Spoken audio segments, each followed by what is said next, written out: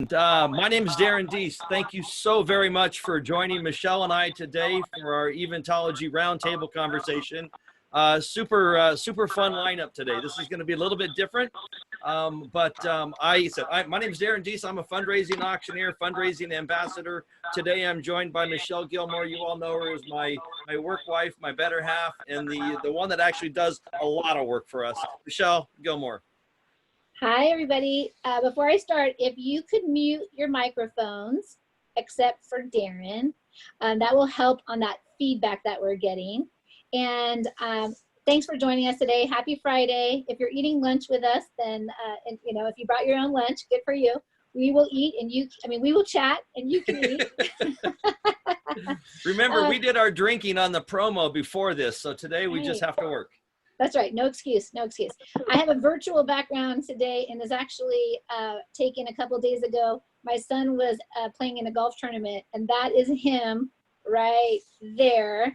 And he made that putt for birdie. So I'm just here to celebrate.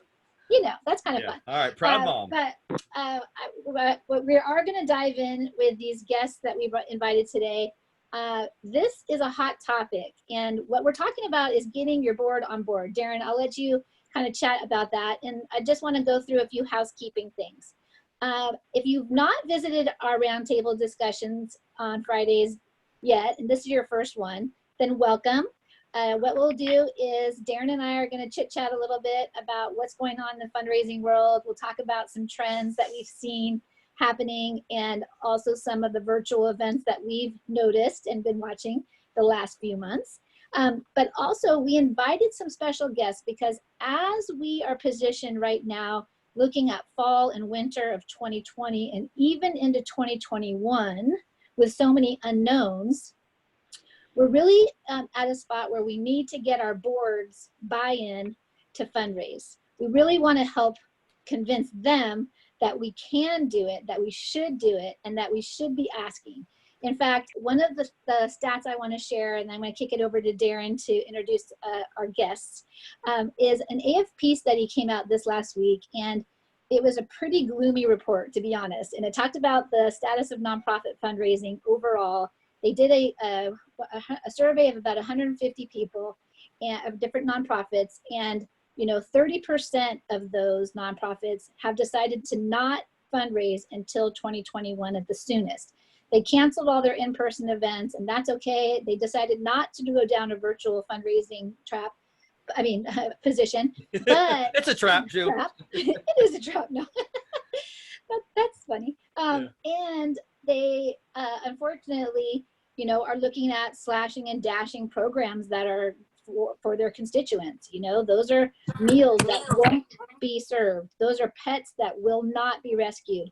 And so one of the lines that I thought was really compelling in that AFP article, and it was written by the author, he said, hey, one thing we all need to remember is don't stop fundraising. I know it's a crazy time, but let's keep the wheels on the bus. Let's keep the wheels turning. So Darren, you want to kick it off and introduce our guest? Absolutely. On the spirit of Let's Talk Fundraising, I want to introduce three friends of both Michelle and I. And I'm going to start with Stefani Laszko. I've known Stefani for a long time. She is a huge donor of the nonprofit. She's past president of Michelle's Place, a cancer resource center that had a huge pivot a couple years ago and kind of adding services. Stefani's been on board with the organization for a long time. Stefani Laszko, would you please tell us just a little bit about yourself and Michelle's Place? Hello all, I'm happy to be here. As Darren said, my name is Stefani Laszko, and my day job is I'm the president of Mythos Technology, which is an IT consulting firm and management firm in Temecula. I have been serving on the Michelle's Place board since 2013. A lot has evolved in that time. We changed our, I wanted to say mission, but the mission evolved. We were originally a breast cancer resource center, and we have decided to expand into all cancers, which has been an amazing addition in our community. And in the last couple of years, we also kicked off a capital campaign. So I've been involved in a lot of different areas of the fundraising. Oh, you mean you had to raise a couple $1 million to buy a new building? Is that what you're saying in like 6 months? Just a couple million, yeah, yes. Just, no big deal. Get that out there. That was big. Yeah, big deal. Like Darren said, I've served as president. I just finished up my presidency at the end of 2019. I've served as secretary, and I have also chaired a number of different committees. And I'm happy to be here. Well, thank you so much, Stephanie. And thank you again for joining us today. I know you had to change your schedule, so definitely appreciate it. So joining us from on the road, Chris Close. She is the current chairman of the board of Rancho Domicitas.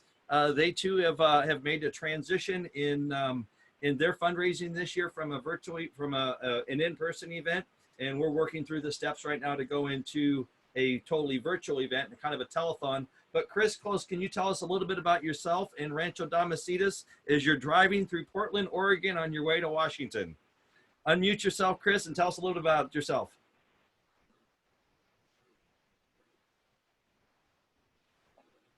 Chris is probably working on that unmute button now. She's looking for it. All right, Chris, will you look for that button? We're going to jump right into Christina Curtin. Christina, thank you so much for joining us. She is the Director of Development for the Marine Corps Museum Foundation. Christina, can you please unmute yourself and jump in here? Can you hear me okay? We can, yes, thank you. Oh, we hear you great. Thank you very much. Fantastic. So I'm Christina Curtin. I'm with MCRD Museum Foundation. We work for preserving the Marine Corps legacy on the Marine Corps Recruit Depot. It is one of 3 of the national museums for the Marine Corps. Been there about a year and a half. We've had to shut down everything so far. So trying to pivot and figure out what we're doing, but it's an interesting time for sure. I've been in nonprofit for about 15, 16 years. I've worked all over San Diego, and this is by far my favorite place. So I'm kind of having fun doing this new, trying to figure out what we're doing and be successful and continue our programs. Well, thank you. Thank you so much, Christina. And Chris Close, I see you're back on. I think maybe you called back in. So Chris, if you wouldn't mind, share a little bit about yourself and Rancho Domicitas and your role as chairman of the board. Chris? All right, Michelle, well, Chris is working out the audio issues. Let's just jump right in. Okay, so yeah, I saw Chris on here, and yep. Oh wait, maybe she's back now. Chris, are you there? Test, test. Oh, I see her. Yeah, we see her. She's traveling. She's actually on the freeway. Yeah. Traveling. Maybe, so. Abby, I'm not sure if you can do this, but you might be able to unmute her. There she goes, connecting to audio. All right, that's fine. Okay, well, if you chime in, Chris, just interrupt while we're talking. So when we looked at what we wanted to cover today in terms of content and in terms of questions for our awesome guests, one of the things that came to mind was that, you know, we have to build a case for support. We don't have data from last year to share with our board and our advocates for our organization in order to compare what we might do for a virtual event. In fact, I had this conversation, Darren, yesterday, and I know we've been talking a lot about this, where I'm trying to make a case to sell tickets for a virtual event that I have in October.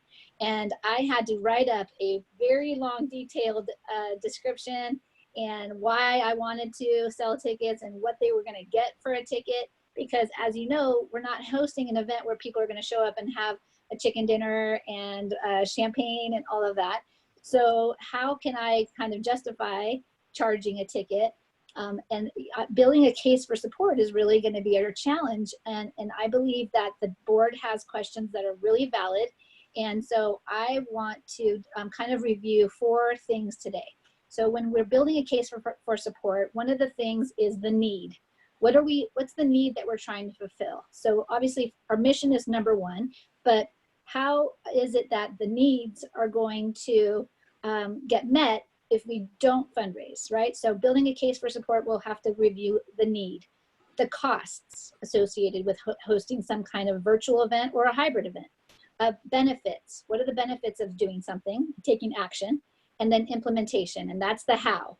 So those four things, with those four things in mind, I would like to invite each of our guests to answer a series of questions. And each guest is going to have the stab at all the questions. So for instance, we're going to start with Stefani. Stefani, we're going to put you on the hook first. And we're going to talk about budget. And when I ask you this question, I want you to put yourself in the seat of the board president as you were last year. And I want you to be thinking about what questions you would be asking of the development staff, the director of development, the executive director. If you were sitting on the board, what are the questions that you want answered as it relates to budget? So here's the question. How do we budget if we don't know how much money we're going to raise? So maybe if you can just give your version of that question and then what you would look for in a response. So so I'm asking the question, how are we going to budget if we don't know what we're going to raise? Well, yeah, basically, if I'm a development officer and I'm trying to build a case for support, I'm thinking that I'm kind of guessing, what are the boards asking me? And so the board's going to say, what's your budget? And then how can you create this budget if you can't predict, you don't have data from last year for numbers.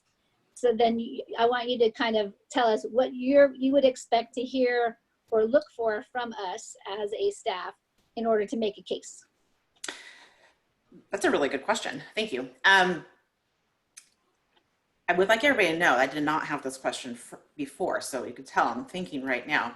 I'm going to want to know what type of research they have put into the event that they're planning on doing. I want to hear that they've been on calls like this, that they're getting creative on reaching out to maybe new people that they haven't spoken to before. Everybody's on the same playing field right now.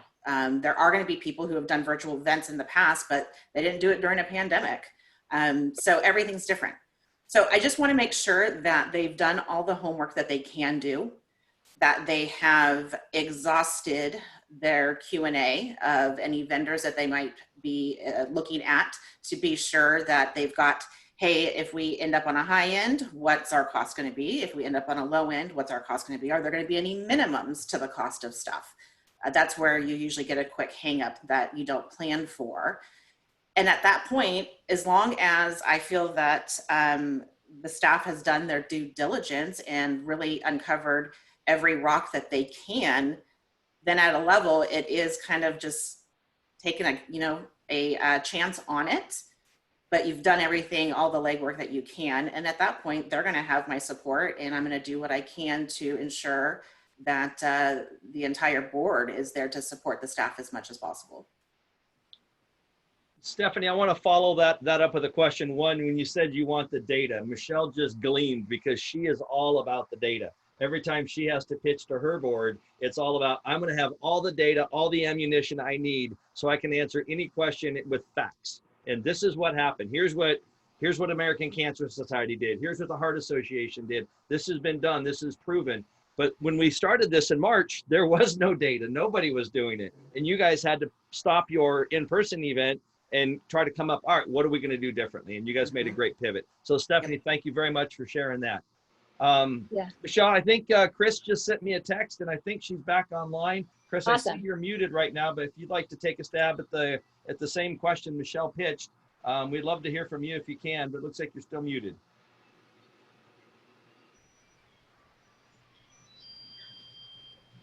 Are you there, Chris? Yeah, I think not yet. Okay. When she gets unmuted, she'll jump in, but let's jump in over to Christina Curtin.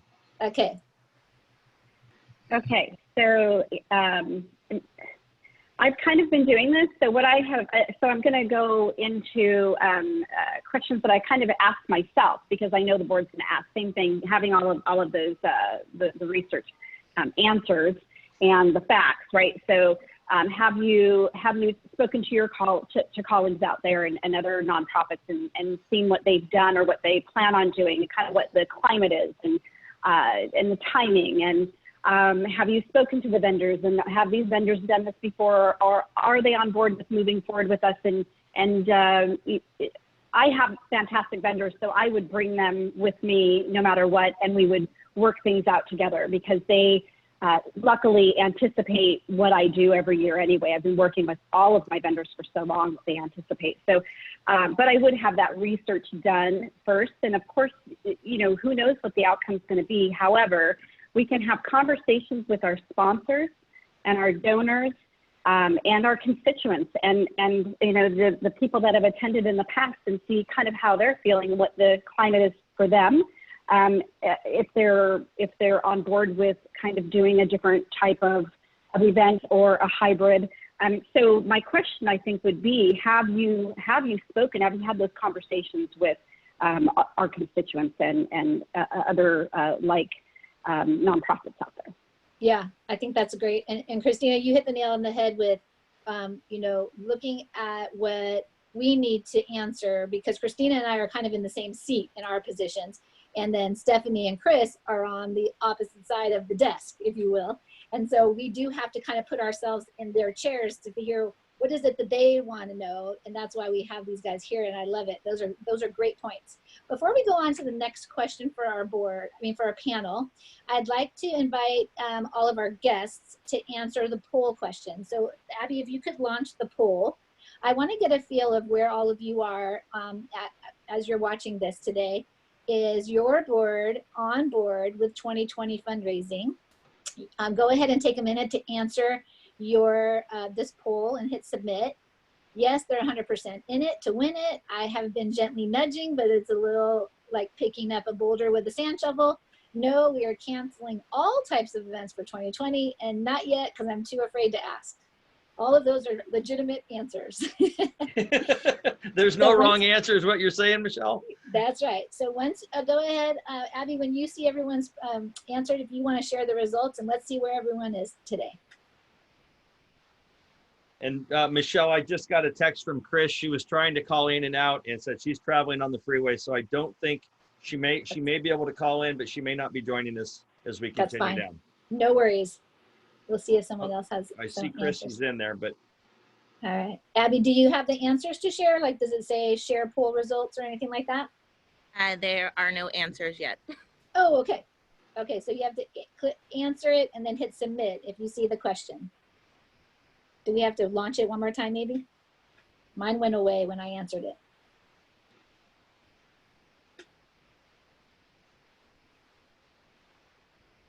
Darren, do you see the poll?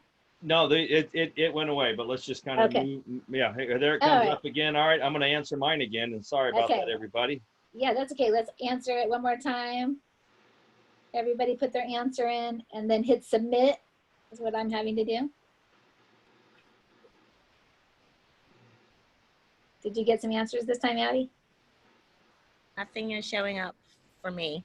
All right, well, okay. let's move Might on. be on a separate screen, Abby. Just like maybe click out of it and you'll see it. The results, I think, come up in a different screen, but I'll let you play with that.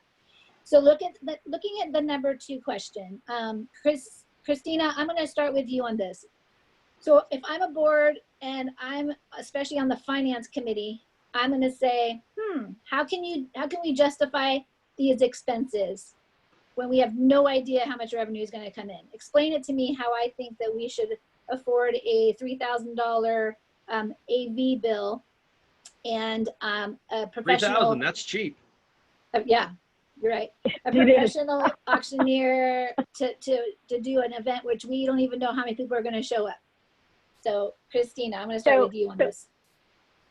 I actually have presented this to my board. So I've made these recommendations already. And my recommendation is that we're moving forward knowing that we're going to have to probably put out pretty much the same amount of money as we do for an in-person event. It's just the way it is. You know, you have to have the AV, you have to have the professionalism and go out there and just do it. But in my opinion, to make it successful, I'm having those conversations with our sponsors from previous years, and I continue to have those anyway, and the donors and everybody that's been involved before, and then some, right? Of course, as the years go on, you continue to reach out to people.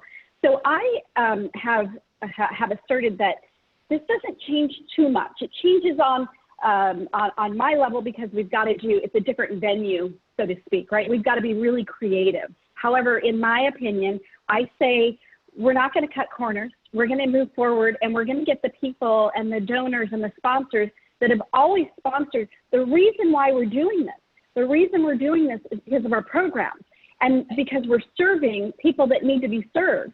And our mission is so important. And when people are sponsoring and donating, that's what they're doing. That's what they're sponsoring and donating to. So, so I don't think that it's much different, in my opinion. I think it's very much the same. I don't know if that's helpful or not. Totally. And I think it helps for other people to share that opinion, because that is Darren and my opinion as well. But everyone here is sick of hearing our opinions. So, pretty much. And rightly so. But I appreciate that, Christina, because you're right. It has to be a quality performance. You need professionals. And what you said at the very end is it's about the programs, not the party. It's about the programs and the people that you serve, not the big fancy party. So keep the focus on that. Excellent. Stephanie, what is your response to offering a question or getting answers about that? Actually, I agree with absolutely everything Christina said. And to piggyback on it a little bit, I was a part of a conversation, and it wasn't with Michelle's place, but it was on another committee that I'm serving on in the community. And we are doing a plan for a virtual event right now. And somebody in the course of the planning for it said something to the effect of, we're going to have a captive audience, so we can ... And I said, your captive audience can go to the bathroom at any time, can go to the kitchen at any time and get a snack if they're hungry. That's my weakness right there, the kitchen. Yes, they can, switch a tab and go onto Facebook. So no, you do not have a captive audience. You don't have that, peer pressure in a ballroom of not getting up in the middle of a program to go to the bathroom. So you actually have to be, I don't want to say more creative, but you have to deliver your content and your program in a manner that is going to keep people interested and engaged. And that comes with generally a price tag, because you want to go with the vendor that's going to be able to deliver that. If you try to cut corners in this area, then you have the potential of having issues with your program as it happens, just as much as if you don't run through, you don't have a rehearsal. But if you're trying to cut corners in this area, you have the potential of losing everybody who is tuning in. And then in addition, this is also an opportunity to get in front of people who normally would not go to an event. So you're going to have your automatic people, right? The people who are there event after event, and they always support you. This is a great opportunity for them to invite people who have not want to actually show up in person, but they're still interested in the organization. An opportunity of reaching people who aren't in your area and wouldn't be able to come to a live event. So for just that argument, the same, that you want to make sure that this is maybe your first time presenting in front of somebody new, you want to be sure that you're doing it in a really professional, clear, and concise manner. Yeah. So well said, Darren. I'm sure you want to jump in here, but I want to say something to what Stephanie just shared.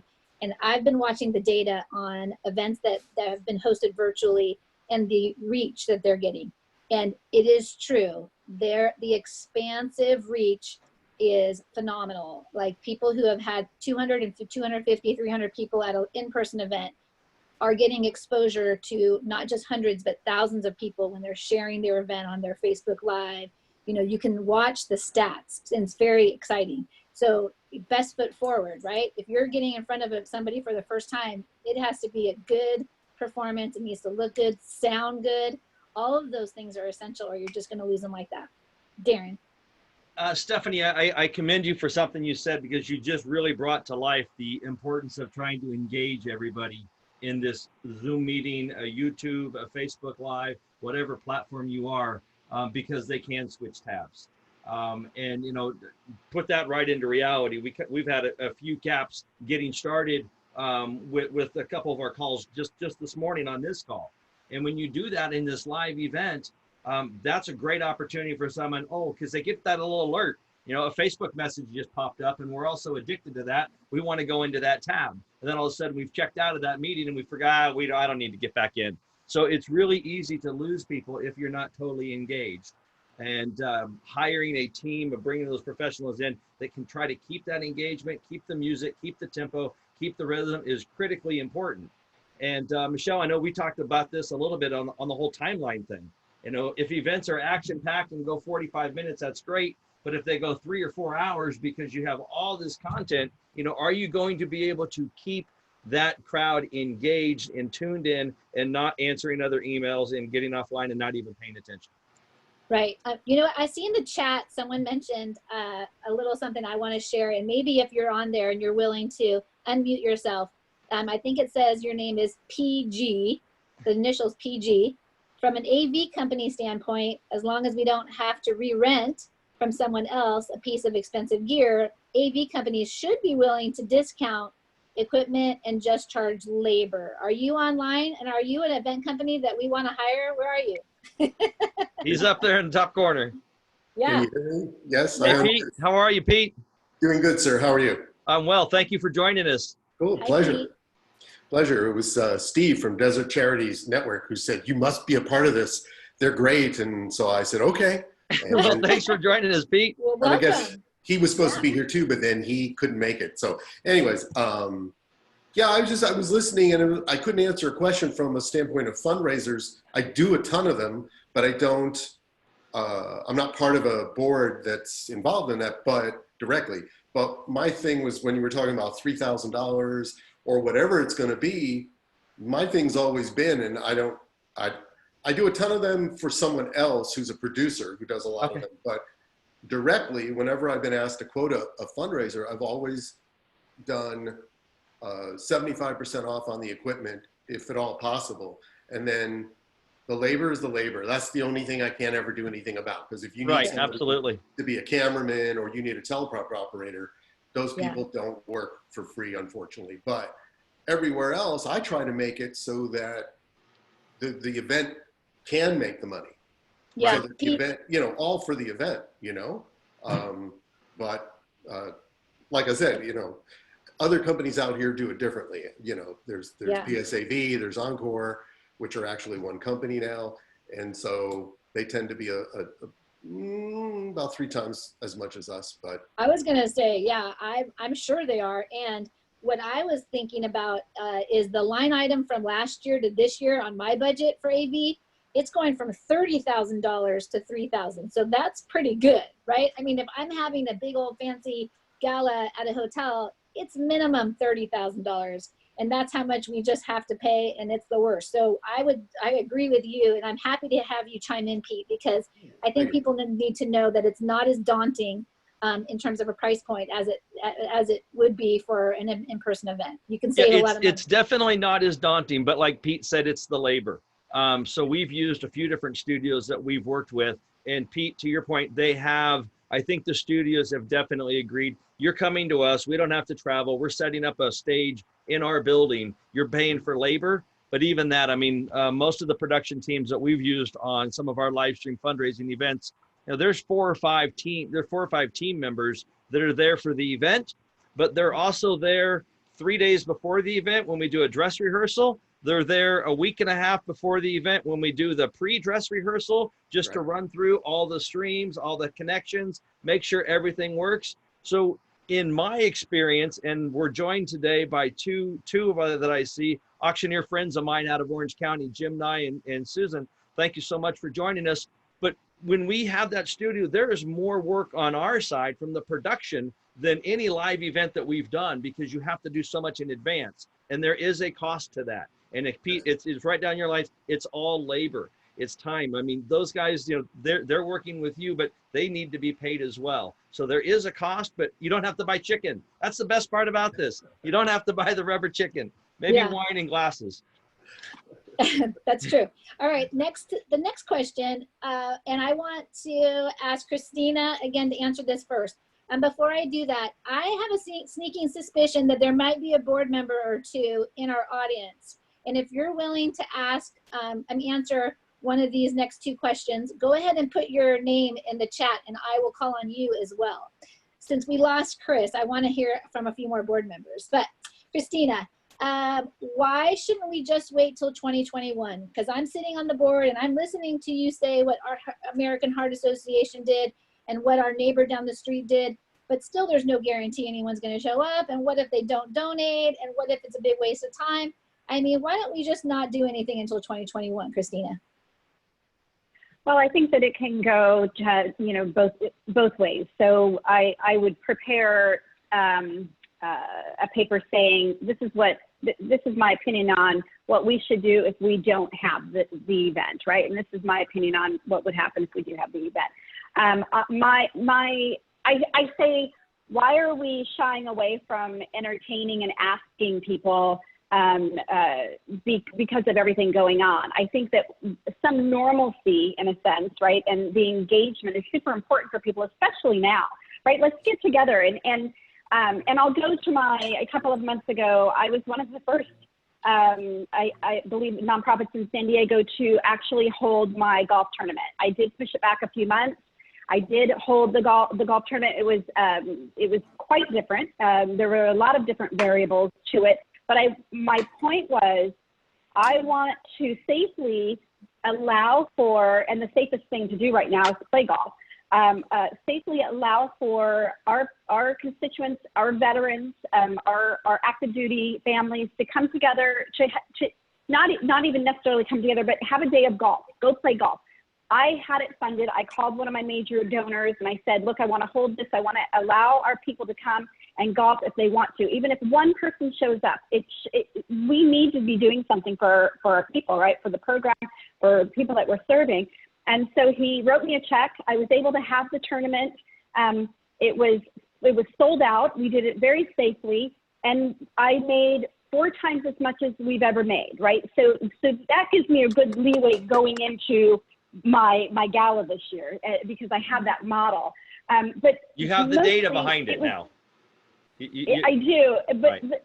The best part of it though wasn't even that. It was the fact that they came out and they were able to get some fresh air and they were able to exercise and they were able to see each other and come together and serve the purpose of which was remembering a fallen soldier or a fallen Marine.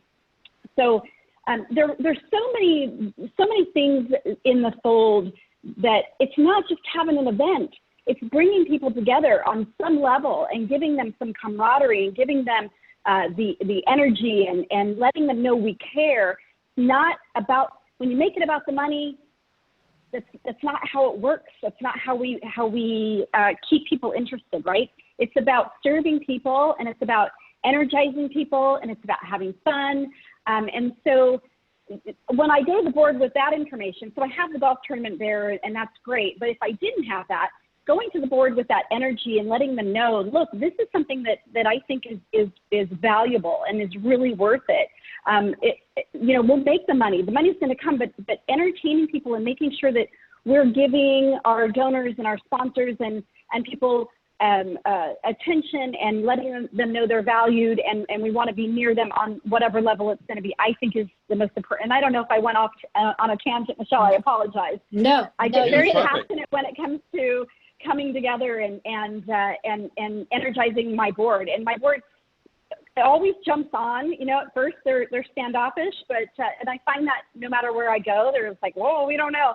But it's evident, it's just, it's a fun thing. And so I just go into it with a smile and with the energy and with all of the backup that I possibly can. And one thing I wanted to say really quick about the last topic was, I'm also watching online events. I'm attending those online events so that I can critique them in my mind and see what to do, what not to do. So I think that's valuable as well.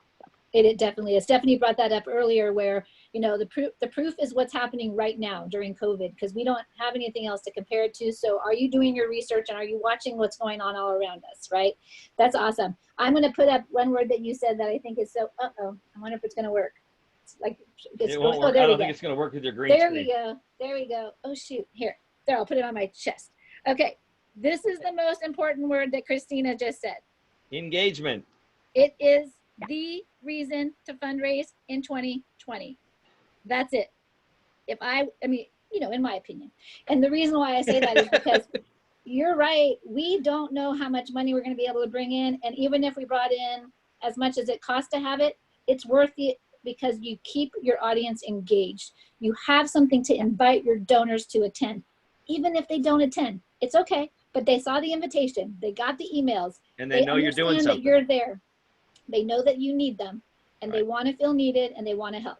Stephanie, I'm sorry, Stephanie, I feel like we put this question out there so long ago, but I want to hear your opinion when someone next to you, because I know you would never say this, sister, but somebody next to you would say, why shouldn't we just wait till 2021? This is just too hard time of an ask. We shouldn't Well, ask I even anybody know for who those money." people are on her board.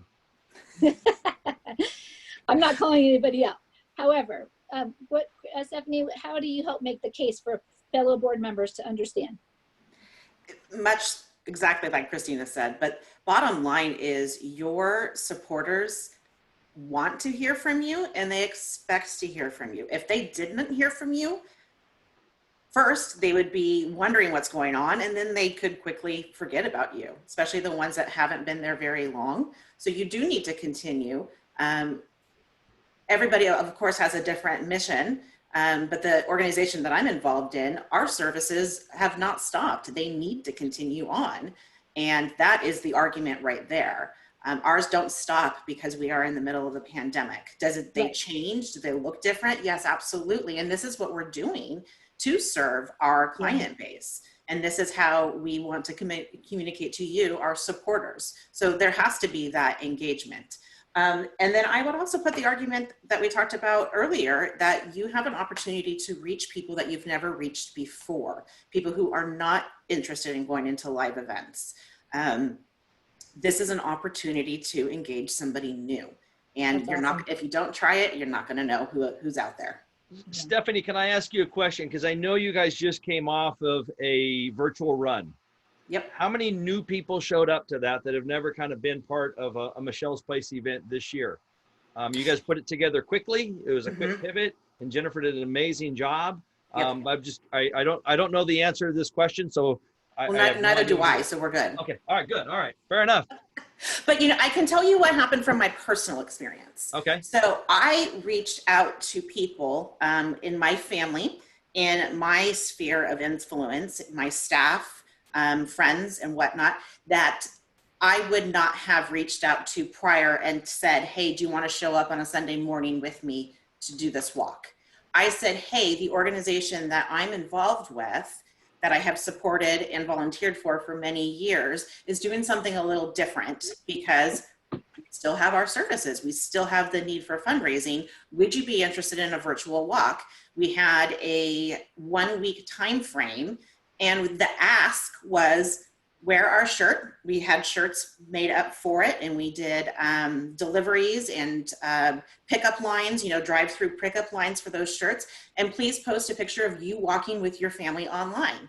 So it was a perfect opportunity for me to reach out to people who normally wouldn't show up on a Sunday morning, but we're going on walks with their families already. This was earlier in the pandemic when we were walking everywhere, right? You had to get out of the house. Yeah. And so people were saying yes that normally would shy away from it, or sometimes even just ignore my email. So it was, like I said earlier, with getting new people, it was a different way for me to do a similar ask. Yeah. And Stephanie, I'm going to also double back that with, we have to kind of predict what's happening in 2021 with no data. And I would say that thinking and that mindset that you have and you're talking about is also something we're going to rely on in 2021, because even if there is a vaccine, even if there is an opportunity for us to get together in person, there are going to be plenty of people who are not going to want to. They're going to be reliant on something that they can watch or share in an experience in a virtual way, even if they hadn't before. So I think you're spot on with that. Absolutely.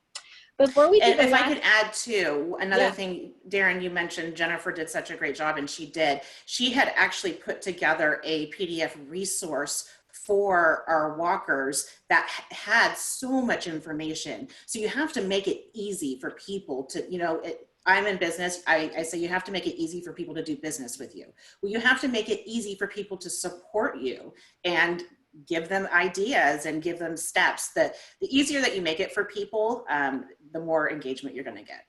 Yeah. Speaking of making it easy, it's like you knew what the next question was, Stephanie.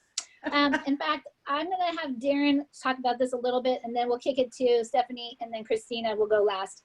How do we engage an older donor base, our older donor base, which usually is also more generous in terms of donations, and that's a statistic. I'm not being discriminatory. How do we engage an older donor base in a virtual event? That's going to be one of the questions my board's going to ask. How are we going to get them to tune in? What are we going to do?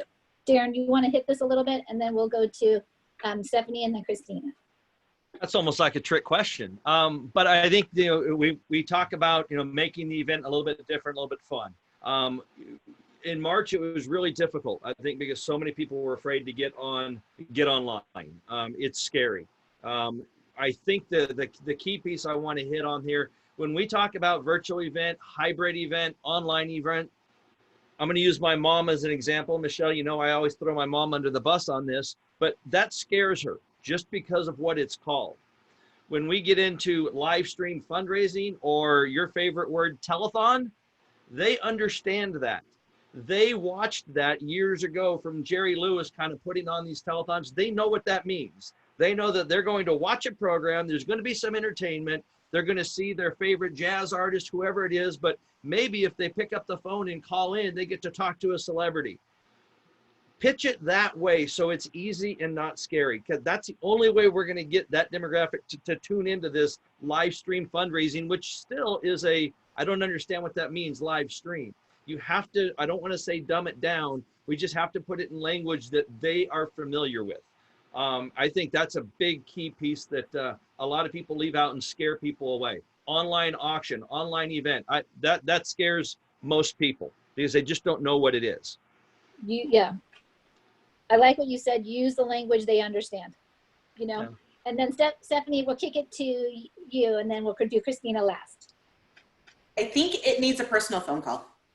It needs to be a personal phone call from either somebody on staff who's got a good relationship or a board member. So you're saying the people who have been actively engaged with you tend to be your bigger supporters, but you're concerned they're not going to show up to this.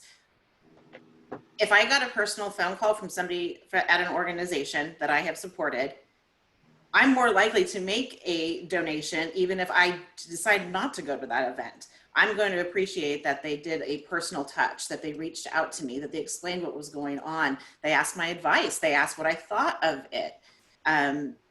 It's just another way of engagement. Great. Yep. Christina, how about you? So exactly what Stephanie said. That's exactly what I would do, is have that personal conversation, phone call, whatever it takes. It's not much different than how I do things when I do my events. Anyway, I really over communicate, and I don't want to say, over makes it sound like I'm pushing a lot of information, but I make sure that I walk the dog, and obviously it depends on who those constituents are. So if we're with the older base, then I do have those phone calls and those conversations, or before the in-person visits. And then I have really good instructions on what's going to happen, when it's going to happen, the links, any information that I can give them, linkable information where they can click and they can either learn or, and I'll go back to my golf tournament. I always made sure that this is what's going to happen. This is the expectation. This is how it's going to run. If you have any questions, here's my number. If you have any questions, here's my email. Make sure you have those conversations, but I continue to have those year-round anyway, so it's not like it's anything different. In my opinion, I think the more that we communicate and let them know that we care and that we're there for them, they just are on board with what we're doing. So, but that phone call is key. Love it. Yeah. One thing that you said, I want to just kind of add to, and I would even take it another step. I would create a little how-to video and send it via link to somebody after the phone call. Here's how to log into our Zoom live, event. Here's how to adjust the volume, check the image size. Yep. Here's step by step, and to have it almost be like a 20-second, 30-second video that you see on YouTube all the time right now. Go ahead and make one personally for your guests and your donors, and then send that out. How to log on to Facebook and watch a Facebook Live, you know, all that stuff. So I think those are going to be really helpful, and I think it you know, speaks to what you guys are both saying, and it's about the personal connection and keeping the donors, you know, on your side and active. That's Michelle, great. can I jump in? Can I jump in on that real quick? Please. Because that Yes. video, you use your board as, you know, or if you're the director, the ED, do that video series with your board. Use them as your practice. If you can get your board to either create those videos or make those videos, you're actually teaching them how to do it as well. So the more comfortable they are, the more comfortable they are going to be to ask their individual supporters. Like Stefani reached out to family and friends, made that personal appeal. If you can get your board to help you with those videos, it's engagement for them. Their videos going out, it's not always the director of development or the ED. It's not your role. Use some of your board members who have a little bit of a personality or just kind of want an opportunity. Get them engaged, because as you're teaching them, it's making it easy for you to understand their questions, and you're learning maybe a different way to explain it to somebody else. But use them as the, how do we get to you? Because your board are your supporters. Those are the people that already care about you. To get their buy-in and get them to learn how to use it, it's a huge win. I love that idea. I absolutely love it. You're right. Spot on. How about this one? So for panel discussion, and we're close to our timing. So what I want to do is send it around the bend again with this question. What does your fundraising goal look like this year compared to last year? And so you could either do event to event or season to season, like your end of year. And basically the reason I bring this up is because in fundraising right now, a lot of us are having a challenge of creating the goal. What is the financial goal that we should have, so that, I mean, should we say that we want to raise 50% of what we did last year for this one event? Or are we going full guns and we said, well, we bought in 500 last year, we're going for 500,000 again this year? I just want your opinion as board members in terms of a realistic expectation, and also how you would think that to, you know, create that. So I think that has some, you know, punch to it. How about Stefani, what is your instinctive answer to that? Going for the same. I like that. Keep Going the for bar the high. same. Yeah, keep the bar high and go for it. Yeah, Good. your positioning is different, but the ask is the same. Good. So, Christina, what about you? Absolutely. And either the same or more, you just go for it, right? Yeah, you never back off from it. This is just, we're learning something new. And again, what happened with golf, if I had said, oh, you know, it doesn't matter, although I did get the sponsor, but I just think if we're not asking, we're not getting. If we're not putting ourselves out there, we're not getting. And this is no time to tamp anything down. I don't think that it makes any sense. Awesome. Darren. pick me. Darren. So this is super exciting. Michelle, I haven't even shared this with you yet, but had a conversation with a client that we have an event coming up with in end of September.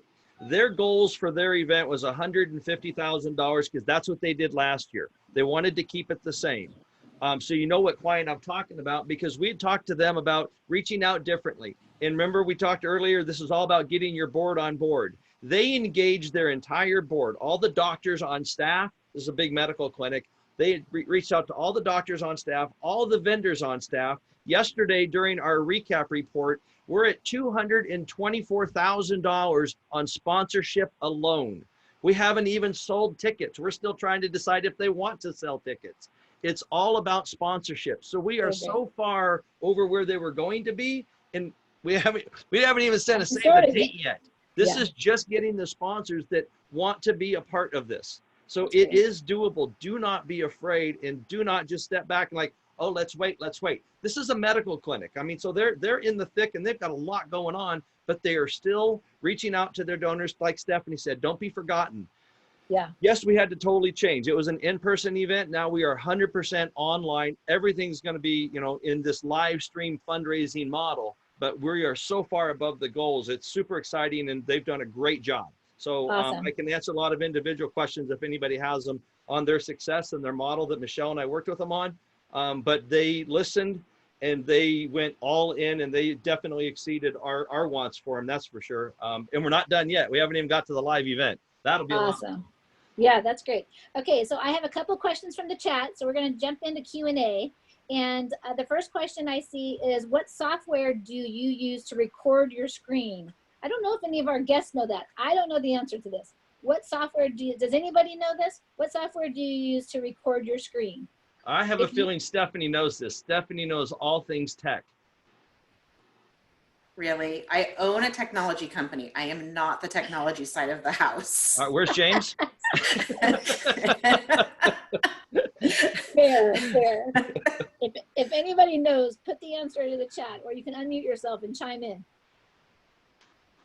The next one's from Christina Van Kerk. Christina, I've seen you chatted a little bit in here. Why don't you unmute yourself and ask your question about your AV studio request? Hi, well, I just got a response from PG, so I will be following up with him as well.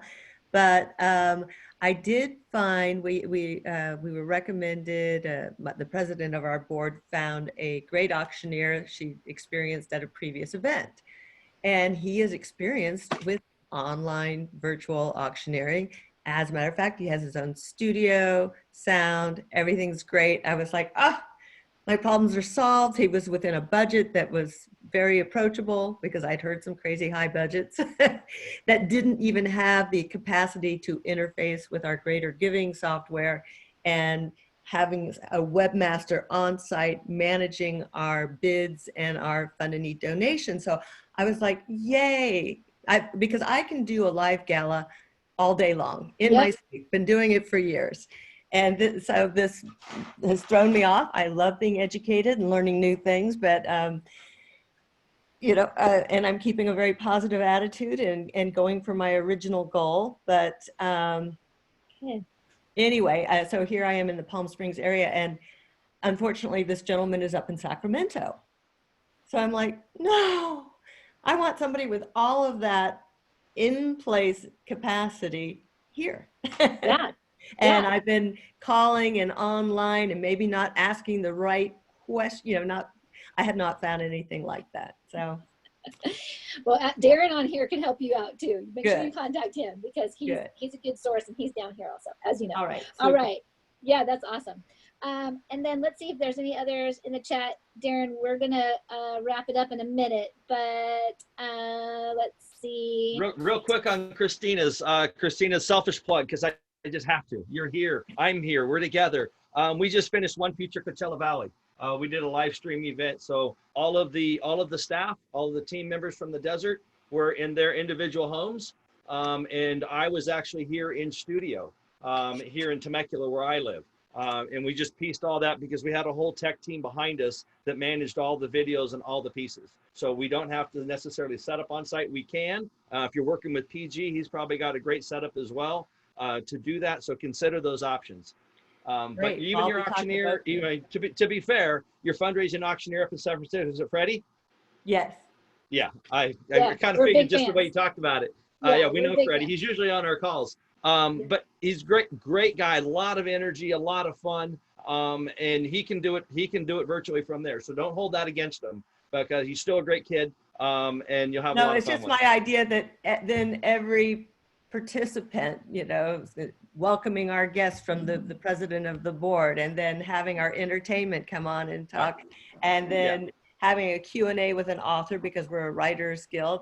So managing all of that, we just thought it would be a lot easier if 6 of us were all together wearing masks when you're not on camera. Yeah, so I'll reach out to you after the call, Christina. If you put your number in the chat bar, I'll put mine in there if you want to reach out, if you're interested. Michelle and I can potentially help, because this is exactly what we do. I know we're kind of ahead of this, Michelle, but I'm going to use this opportunity. Michelle and I are fundraising coaches, fundraising consultants. This is what we do. We want to help you throw your virtual event, your hybrid event, your live stream fundraiser, or your telethon. This is what we'd love to help you do. This is why we do these things. And we surround ourselves with talent like Stephanie and Chris Close, who couldn't join us. Christina, thank you all very much for joining us today. There's a lot of positive comments. I've gotten a few text messages from individuals that have loved the content, because you're sharing a perspective that I don't have. And Stephanie, your words are so valuable, because I know, you know, past board president at Michelle's place, but you have been my favorite donor at any one single event I've ever done. And I'm going to share this just because you made me cry when you were crying. You know, Stephanie gives from the heart. We do events, and a couple of my auctioneer friends are on this, where you see people raise their hand and give $10,000, $20,000, $50,000, and it's no big deal. It's just a donation to a cause. When Stephanie raises her hand, she's crying because she's so excited because she can do this and she can make a difference. And made me cry as she's raising her hand and giving thousands and thousands of dollars over and over again. And you keep doing it, but you do it because you care and you love what you do. And it shows when you're a president last year, it still shows how much you love Michelle's Place. So I personally thank you for joining us today, because I love having you on our call. So thank you, Stephanie. Chris Close, I know you're traveling. You're on the freeway. We would love to have heard from you, but you and I are going to continue our conversation. And Christina, your passion for what you do is amazing. And thank you so much for sharing that with us today. And everybody on, I know there's some people that want to reach out to you directly on your golf tournament. So you're going to have some phone calls to follow up with us on Christina. And thank you so very much. So Michelle, back to you. Yeah, I'm glad. Thank you for doing that. Before we, sign off here in a few minutes, there's a link that just was added to the chat. If you would like to have a 30-minute free session with Darren and I and your board, you can invite your board members. You can invite the one board member who is just adamant about not doing anything and spending any money. You can invite some volunteers if you want for a 30-minute strategy session on some virtual fundraising that you might have planned for the fall. We'd be happy to jump on. You can just go ahead and click the link and you'll fill out a little form and hit submit. And then we're going to choose somebody and we will let you know in person and also on Facebook in our Facebook group, which is called Eventology Fundraising. Continue the conversation. It's a private group. It's easy to enter. You just have to answer like 2 questions. It's Eventology Fundraising. Continue the conversation. And I just want to give a little shout out to Christina Curtin. She and I have been friends through fundraising and our roles in different organizations. I'm at the Cystic Fibrosis Foundation now. And when she and I compare notes every 6 months or so of whatever we're doing. So I'm so thankful for you joining me today here. And Stephanie, so nice to meet you in person. And, one of the things that Stephanie said earlier about her program is, cancer doesn't quit just because of COVID, right? CF, my CF families, they rely on us to find that damn cure. And they still need it. So we still have to keep trucking, and all of us have missions that are near and dear to our hearts. So we all need to keep our feet on the ground and keep on moving, and we will get through this. And we'll get back together in person sometime. But until then, I think we keep on, doing our very best to ask and see what comes in. The last thing I want to do is ask everybody who's still here to post one word, and that is the word that you would use to convince a fellow board member or a board member of how to embrace 2020 fundraising. What's the one word that you think is the most important? So just type in what a word is that, and I can think of 2 of mine. I don't want to say You said one, you can't use 2, you just said one. I know, I'm kind of torn, but when I think about what I would say to someone next to me, if I have a fellow board member who's really, really not seeing this, what is the one word that I want to use or think about in my case to make a case? And I'm going to share all of these words with you. We're going to send an email after the event today and also on Monday that will have the video of today's session. Also, Christina and Stephanie, if you don't mind putting your contact information and email address in the chat, we're going to send the chat feed to all of the attendees and the registrants. And also, I will make a little montage of all the words that you put in. What's your inspirational word for these board conversations that we're having? Darren, anything else to wrap it up, sir? Yes, 2 things. One, I want to address Christina because I know you're looking for somebody, but I have to do a big shout out for Jim Nye. He said you called him earlier today. Call Jim Nye. If it was not for Jim Nye, I would not be where I'm at today. When I first went to auction school, I got hooked up with Jim Nye, and he took me under his wing and showed me the ropes Suzanne, you're on the call as well. Jim is the guy that taught us how to do what we do. He is a phenomenal asset. Call Jim Nyback. He's the guy. Thank you, Jim. Thanks for joining us. Thank you, Suzanne. Thank you all for joining us. Do not forget, Eventology, the science behind nonprofit fundraising, is on Amazon, Barnes & Noble, anywhere books are sold. There's an online version. Michelle and I are reading the book ourselves. We thank you all so very much for joining us. Stephanie, Chris, Christina, thank you again so much for coming out and joining us. And again, thank you all. Eventology Fundraising on YouTube. I think we have 7 sessions now on there, Michelle. Yeah. This recording will be there. There's behind the scenes. There's how to do the how-tos, everything you need for your virtual hybrid online fundraising event. We've had these conversations every couple of weeks. They're all recorded. They're an asset you can use, dip into. And thank you all for joining us. We really love having you.